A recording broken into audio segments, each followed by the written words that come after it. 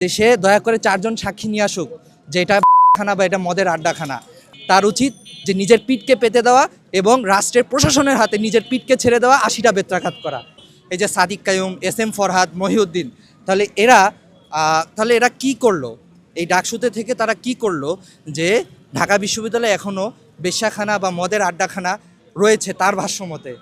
খেলাফত যদি থাকতো তাহলে আল্লাহর আইন অনুযায়ী তার জামা খুলে তার পিঠে ৮০টি বেত্রাঘাত করা হতো। কোনো নারীকে বেশ্যা বলা এটা এক ধরনের অপরাধ এবং অপবাদ। আল্লাহ সুবহানাহু ওয়া তাআলা সূরা নূরে বলছে যে অপবাদকারীকে ৪ জন সাক্ষী ব্যতীত অপবাদকারীকে ৮০টা দৌড়া মারা। তো বাংলাদেশে এখন যদি ইসলামিক খেলাফত যদি থাকতো তাহলে আল্লাহর আইন অনুযায়ী তার জামা খুলে তার পিঠে ৮০টি বেত্রাঘাত করা হতো।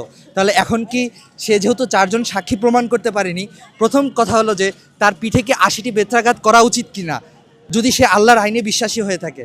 দ্বিতীয়ত, সে যে এভাবে বললো বেশ্যাখানা বা এরকম কিছু, তাহলে এই যে ডাকসু যে রইল, এই যে সাদিক কাইয়ুম, এস এম ফরহাদ, মহিউদ্দিন, তাহলে এরা কি করলো?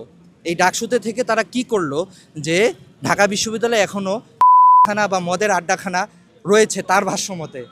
তো এটা কি আদৌ যুক্তিযুক্ত? তাহলে তাদের ছাত্র সংগঠন কি এতটাই ধ্বজভঙ্গ বা এতটাই দুর্বল যে তারা একটা বিশ্ববিদ্যালয়ের ছাত্র সংসদের কেন্দ্রস্থানীয় নেতৃত্বের পর্যায় থেকে যে এই বিষয়টাকে সুরাহা করতে পারলো না, এই একটা বিষয়। আর দ্বিতীয়ত বিষয় হচ্ছে যে আড্ডাখানা এখানে কোথাও কি আছে? কোথাও কোনো মদের বার আছে? বা কোথাও কোনো আমরা যেটা বলি স্কট বা পল্লী যেটা আমরা বলে থাকি, তো সেটা কি আছে এটা? আর যে সে যে বলল যে খানা, আমার উচিত হচ্ছে যে এখানে বলা যে সে দয়া করে ৪ জন সাক্ষী নিয়ে আসুক যে এটা খানা বা এটা মদের আড্ডাখানা।